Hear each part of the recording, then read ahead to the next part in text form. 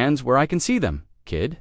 Officer Delaney's voice cracked like a whip, his flashlight beam slicing through the dusk, pinning Jaden to the patchy grass of the field. The 16-year-old froze, his fingers clutching the sleek control tablet, its screen glowing with telemetry data. Above, a black, kite-like drone hummed, its angular frame glinting under the fading sun. Jaden's heart pounded as he squinted against the light, trying to make out the second officer stepping from the cruiser, radio crackling. Karen Phelps stood smugly by her picket fence, arms crossed, her voice shrill as she shouted, "I told you he's up to no good. Flying that thing, endangering us all." Jaden's jaw tightened. He wanted to scream that this wasn't just a Kite, was a classified Air Force prototype, and he was no delinquent but an intern at AeroTech, hand-picked for his coding skills. But he couldn't say that, not yet. The non-disclosure agreement burned in his mind, and the cops' hands were already twitching toward their holsters. Karen's accusation wasn't just about the drone. It was personal, rooted in her grudge against his grandfather, Pops, who'd been the town's golden veteran while her late husband faded into obscurity. Jaden's silence only made Delaney's eyes narrow, mistaking his restraint for defiance. This was spiraling fast, and Jaden knew he had seconds to de-escalate before Karen's lies landed him in cuff sore. Worse, Jaden took a slow breath, raising his hands higher, the tablet still gripped tightly. "Officer, I'm not doing anything illegal. This is a project authorized." His voice was steady, but his stomach churned. He couldn't spill that the drone was a DARPA-funded stealth prototype, designed to mimic civilian kites for covert surveillance. One wrong word, and he'd breach national security. Delaney stepped closer, his boots crunching gravel. "Authorized by who? You're a kid in a field with a fancy toy, and this lady says you've been buzzing her house all week." Karen nodded vigorously, her lips pursed. "He's been at it for days, scaring my dogs, spying on us." Jaden's eyes flicked to her. Spying? She was projecting her paranoia, her resentment. Pops had told him about her how she'd never forgiven him for outranking her husband in the VFW, for getting the community center named after him. Jaden's drone wasn't even near her property. The field was a designated test site cleared by AeroTech. But Karen's call had the cops here, and they weren't listening. "I need to make a call," Jaden said, voice firm. "My supervisor can explain." Delaney scoffed. "You're not calling anyone till we sort this out." "Step away from that." Thing above, the drone hovered, its sensors blinking, waiting for Jaden's next command. If it crashed, he'd be in deeper trouble, $2 million worth of trouble. Jaden's mind raced as he lowered the tablet, setting it gently on the grass. To avoid triggering the officers, he needed to buy time, but every word felt like a tightrope walk. "I'm not resisting," he said, hand still up. "But you need to know this equipment is sensitive. It's not a toy." Officer Delaney's partner, Officer Ruiz, a younger woman with a skeptical frown, picked up the tablet, turning it over like it was evidence of a crime. "Looks like a game controller to me," she said. Jaden bit back a retort. He'd spent months coding the drone's flight algorithms, tweaking its stealth capabilities in AeroTech's lab. A high school junior rubbing elbows with PhDs, his internship was a Fluka teacher, had sent his science fair project to a contact at the company. And now, here he was, testing cutting-edge tech. But to Ruiz and Delaney, he was just a kid from the wrong side of town, his hoodie and worn sneakers marking him as trouble in their eyes. Karen's voice cut in again. "His whole family's like this, always stirring up problems. His grandfather's no better, acting like he owns this town." Jaden's fists clenched. Pops had served 2 tours, earned a Purple Heart, and still mowed lawns for neighbors, despite his bad knee. Karen's vendetta was poisoning everything. A memory flashed Pops. Sitting at their kitchen table last year, his weathered hands folding a VFW newsletter. "Karen Phelps never got over her husband losing the presidency to me," he'd said, shaking his head. "She's been waiting for a chance to stick it to us." Jaden hadn't thought much of it then, just Pops venting about small-town politics. Now, her grudge was a noose tightening around him. He glanced at the drone, its altitude dropping slightly as the battery ticked down. If it went down, AeroTech would have his head, and the cops would spin it as proof of guilt. "Please," Jaden said, locking eyes with Ruiz, "call my supervisor. Number's in the tablet, doctor." Alina Voss, she'll clear this up. Ruiz hesitated, but Delaney barked. Enough stalling. You're coming with us. Jaden's pulse spiked. He wasn't just fighting for himself, now he was fighting for Pops, for the truth, for the chance to prove they weren't the troublemakers. Karen painted them as Dot. The cruiser's door loomed as Delaney gestured for Jaden to move. The field was quiet now, except for the drone's faint hum and Karen's self-righteous muttering. Jaden's mind scrambled for a way out. He could remote land the drone, but that risked damage. He could reach for his phone, but any sudden move might make Delaney jumpy. The injustice burned Karen's lies, the cop's snap judgments, the way his appearance seemed to outweigh his words. He'd seen it before. Pops pulled over for looking suspicious in his own neighborhood. Kids, at school, profiled for less. But this wasn't just a traffic stop. This was federal tech, and Jaden was caught between protecting it and proving his innocence. "Wait," he said, voice sharp. "You take me in, that drone crashes, and you're explaining a multi-million-dollar loss to the Air Force." Delaney paused, his hand on the cruiser door. Ruiz raised an eyebrow, glancing at the tablet. For the first time, doubt flickered in her eyes. Jaden seized it. "Check the tablet. There's a login screen with AeroTech's logo. Call the number." He was gambling Dr. Voss. Might chew him out for even hinting at the project's nature. But it was better than cuffs. Delaney's grip on the cruiser door tightened, his knuckles whitening as he glared at Jaden. The boy's words about a multi-million-dollar loss hung in the air. But the officer's skepticism was palpable. "You expect me to believe you're some kind of genius working for the Air Force," he said, his voice dripping with disbelief. "You're what? 16. Save it for the station." Jaden's chest tightened, the weight of being dismissed. Pressing harder, he could feel Karen's eyes boring into him, her smugness radiating like heat. "He's lying," she interjected, stepping closer, her floral blouse fluttering in the evening breeze. "I've seen him sneaking around here before, him and his grandfather, always up to something." Her words were venom, each one laced with years of resentment. Jaden wanted to shout back, to tell her she was wrong, that he'd earned his spot. At AeroTech, through late nights coding, through outsmarting kids twice his age, but he held his tongue, knowing every outburst would be twisted against him. Ruiz, still holding the tablet, tilted it toward the cruiser's headlights, squinting at the screen. The AeroTech logo glowed faintly, a sleek eagle over a shield, with "restricted access" in bold red letters.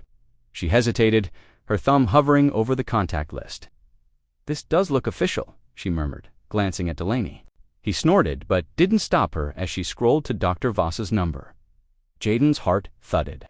If Ruiz didn't call, or if Voss was unreachable, he was done. The drone's battery was at 15% now, its warning light blinking red in the sky.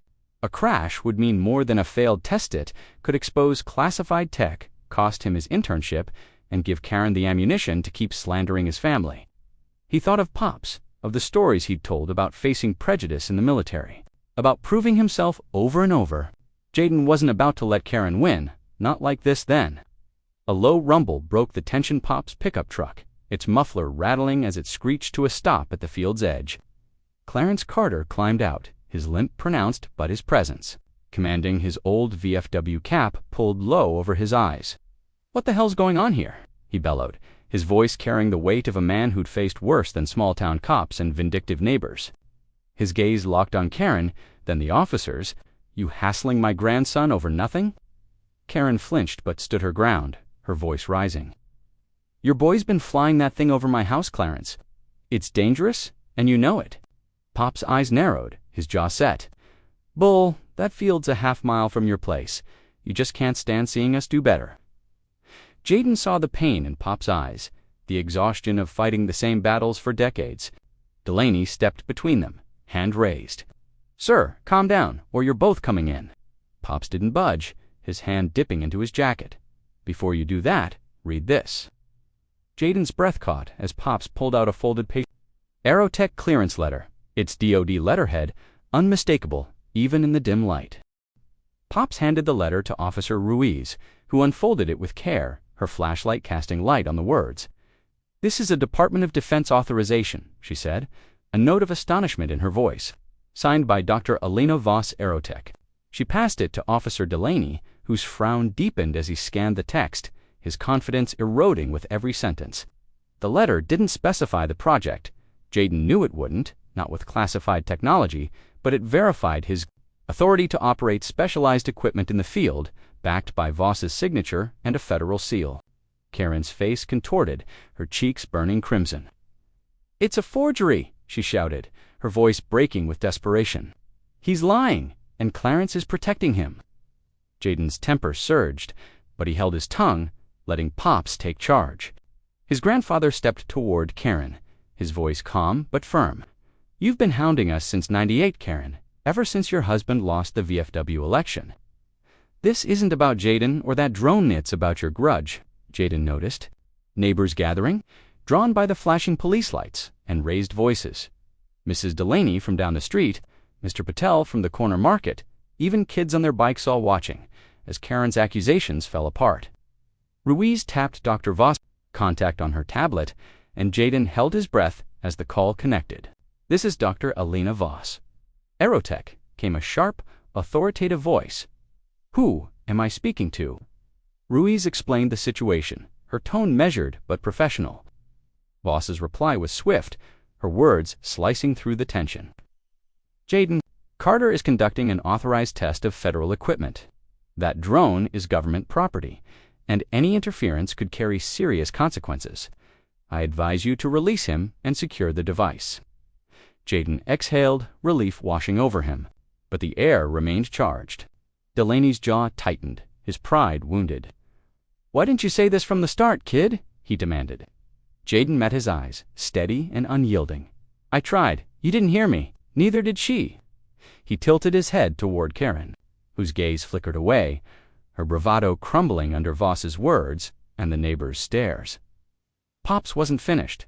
He turned to Karen, his voice carrying across the field. "You called the police on a kid doing his job. Karen, a kid smarter than most, working on tech that protects this country. You didn't just waste their time, you tried to destroy him." Karen's lips quivered, but she stood her ground, arms crossed defiantly. "I was protecting my property," she muttered, her voice hollow. Jaden caught Mr. Patel shaking his head, heard Mrs. Delaney murmur to her husband, "She's always been this way." The neighborhood was seeing Karen clearly, now a woman, driven by resentment, her bias targeting an innocent kid. Jaden's hands trembled as he took the tablet from Ruiz, his fingers moving quickly to stabilize the drone's altitude. He wasn't just protecting the prototype now, he was safeguarding his reputation, his family's honor, everything he'd worked for, and he wasn't alone. Pops stood by him, a steady presence against Karen's storm of lies. The drones? Hum quieted as Jaden guided it to a gentle landing, its carbon fiber frame resting lightly on the grass. Dr. Voss remained on the line, her voice a calm anchor as she directed Ruiz on securing the equipment. "Officer, ensure the device is returned. To Jaden immediately? We'll send a team to collect it tomorrow." Ruiz nodded, handing the tablet back to Jaden with a look that bordered on regret. Delaney, still fuming, climbed into the cruiser, grumbling about reports. Karen stood rooted, her face a mix of defiance and humiliation as the neighbors' whispers grew louder. Pops faced her one last time, his voice cutting through the night.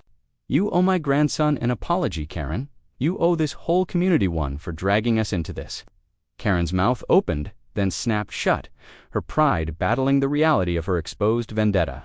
She'd overreached, and everyone saw it. Heard dogs barking behind her fence, her house suddenly seeming like the smallest on the street. Jaden's chest tightened, not with fear now, but with the weight of what could have been.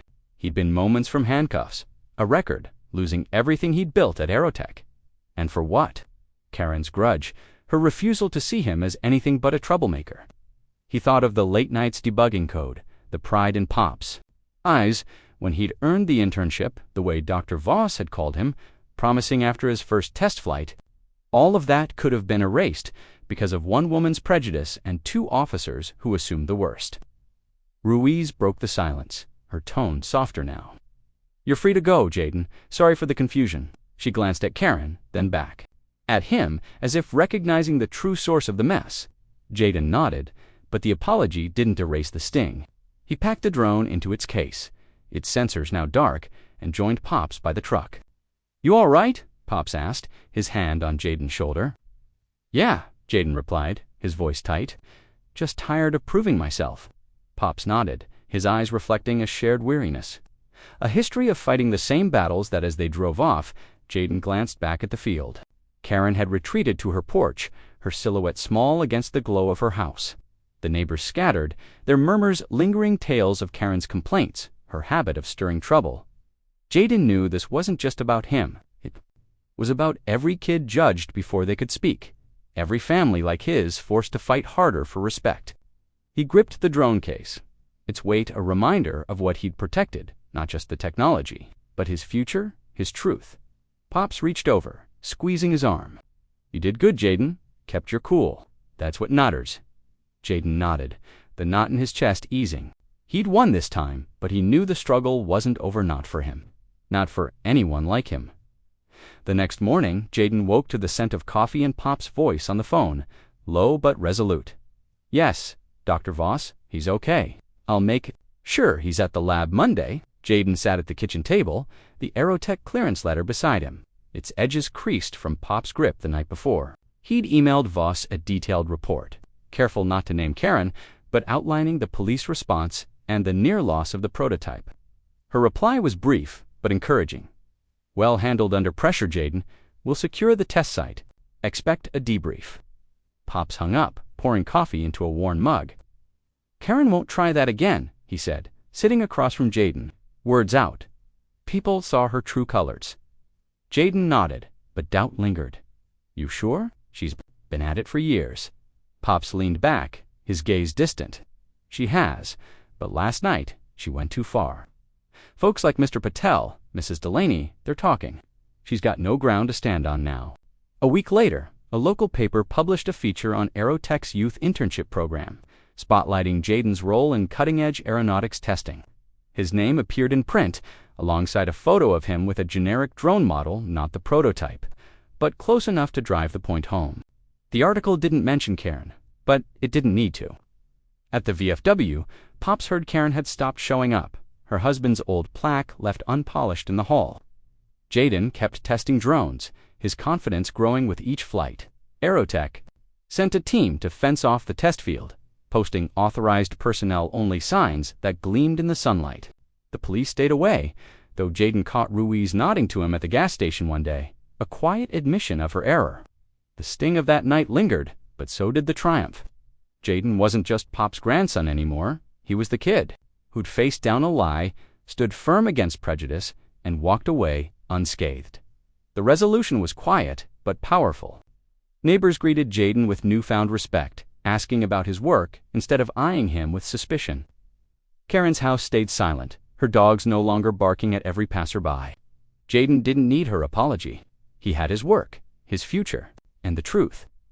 At the next test flight, he sent the prototype soaring higher, its sleek frame slicing through the sky. He thought of Pops, of the battles he'd fought, and of those Jaden would face. Each flight was a statement, proof that he belonged not just in the field, but in the world he was shaping one truth at a time. And as the drone climbed, Jaden felt the weight of every assumption he'd shattered. Each one a step toward a future where he wouldn't have to prove himself twice.